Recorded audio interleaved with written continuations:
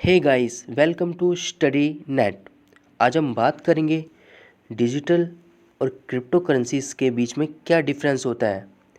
आपने in terms को काफ़ी बार सुना होगा, लेकिन शायद आप इनमें डिफरेंसेस को लेकर कंफ्यूज होंगे।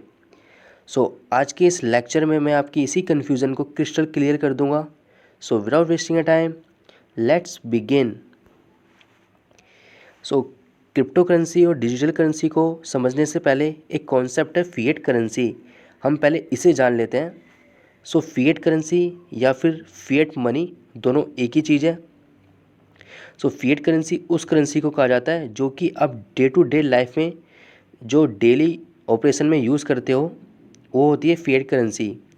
फॉर एग्ज़ाम्पल, अगर आप किसी शॉप पे कुछ परचेस करने के लिए जाते हो, जैसे कि आपने वहाँ से मिल्क परचेज़ किया या फिर कोई चिप्स, तो बदले में आप उसको मनी पे करते हो। जो मनी आप उसको दे रहे हो, तो वो एक है फिएट करेंसी। जो आपके पास एक करेंसी है, वो क्या है? फिज़िकल करेंसी, तो वही एक फिएट करेंसी है। और जो ये फिएट करेंसी होती है, ये जो किसी भी कंट्री की जो नेशनल बैंक होती है, जैसे इंडिया के पर्सपेक्टिव से आरबीआई है, रिज़र्व बैंक ऑफ इंडिया, वो उसको गारंटीड करती है। गारंटी करने का मतलब है कि वो दुकानदार आपसे ये नहीं कह सकता कि ये मनी मैं नहीं लूँगा, उसे वो मनी लेना ही पड़ेगा, क्योंकि वो सरकार के द्वारा मान्यता प्राप्त है। ठीक है, एक तरह से गारंटीड है। तो ये होती है फिएट करेंसी।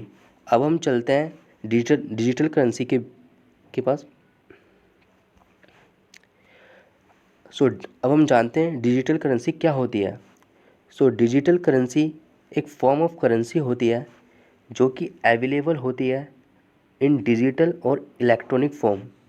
यानी डिजिटल करेंसी जो मौजूद होती है ना, वो डिजिटल फॉर्म में होती है और ये इलेक्ट्रॉनिक फॉर्म में होती है। यानी कि ये फिज़िकल, जैसे कि फिएट करेंसी को आप टच कर सकते हो, वो एक, लेकिन जो डिजिटल करेंसी है ये एक इंटेंजिबल है। इंटेंजिबल मतलब इसे आप छू नहीं सकते हो। लेकिन जो फिएट करेंसी है वो ये होती है टेंजिबल, यानी जिसे आप छू सकते हो। लेकिन डिजिटल करेंसी क्या है? इंटेंजिबल।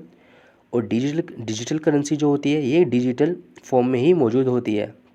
जैसे कि अगर आप कोई अमेज़ोन से या फिर फ्लिपकार्ट से अगर कुछ बुक्स परचेज़ करते हो, तो बदले में आप, जैसे कि अगर वहाँ पे आप पे कर रहे हो थ्रू द डेबिट कार्ड या फिर क्रेडिट कार्ड, तो उसमें आप जो उसको डायरेक्ट कैश नहीं दे रहे हो, आप अपने एटीएम कार्ड का यूज़ कर रहे हो या डेबिट कार्ड का, वहाँ से पैसे ऑटोमेटिकली आपके बैंक अकाउंट से कट जाते हैं।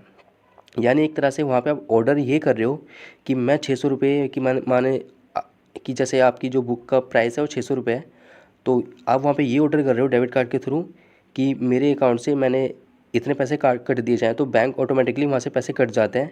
आप वहाँ पे डायरेक्ट कैश नहीं दे रहे हो उसको, जबकि आप वहाँ पे सिर्फ अपने डेबिट कार्ड का यानी डिजिटल मीडियम का यूज़ करके उस पैसे को पे कर रहे हो।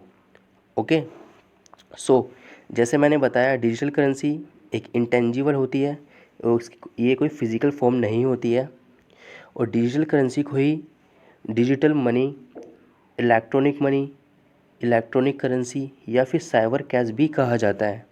ओके।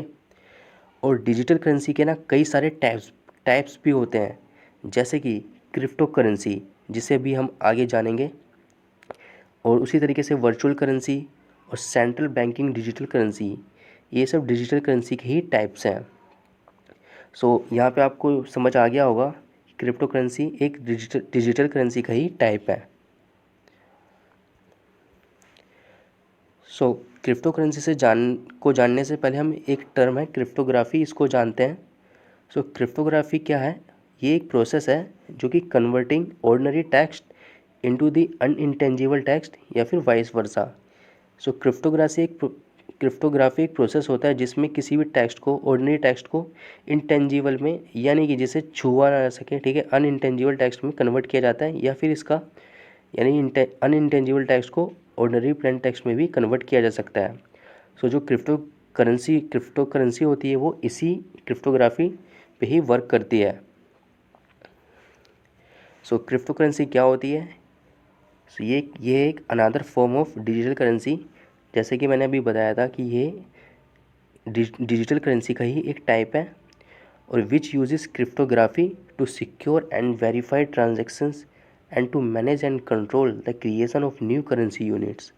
So क्रिप्टोकरेंसी एक डिजिटल करेंसी का ही एक अनदर फॉर्म है और ये यूज़ करती है क्रिप्टोग्राफी को as a secure and verified transactions. Okay, so जो सबसे काफ़ी फेमस जो क्रिप्टो करेंसी है वो है बिटकॉइन।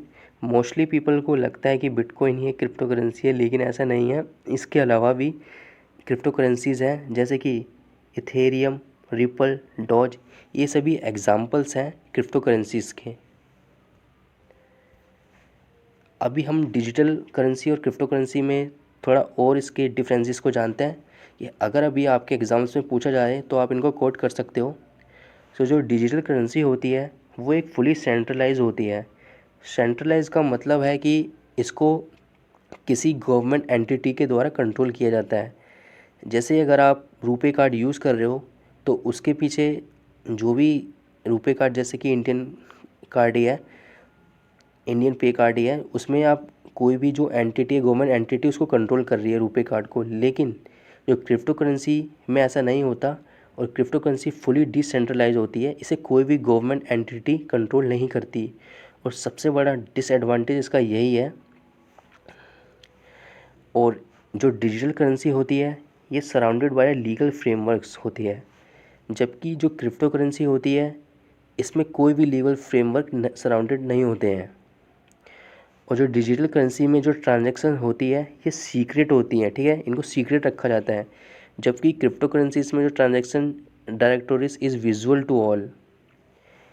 और सबसे इम्पोर्टेंट पॉइंट, जो डिजिटल करेंसी होती है ये इनक्रिप्टेड नहीं होती, while crypto currency highly encrypted होती है।